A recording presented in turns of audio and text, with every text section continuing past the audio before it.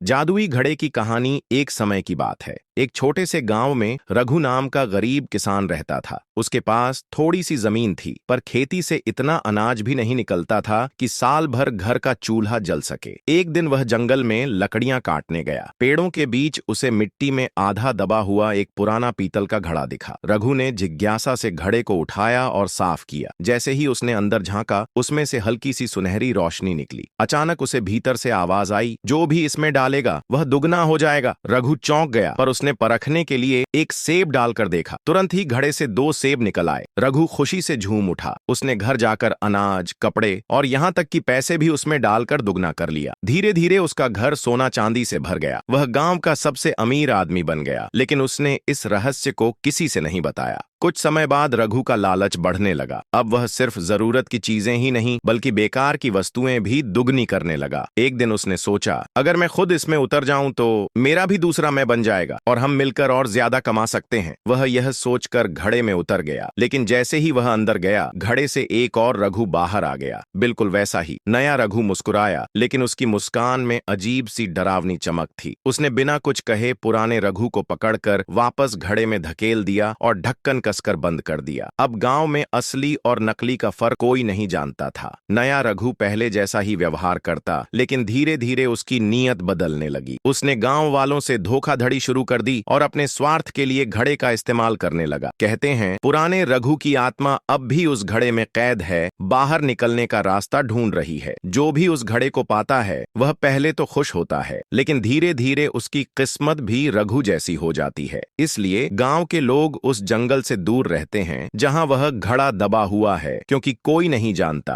कि अगला शिकार कौन होगा। अपने माँ पापा को प्यार करने वाले लाइक सब्सक्राइब करें।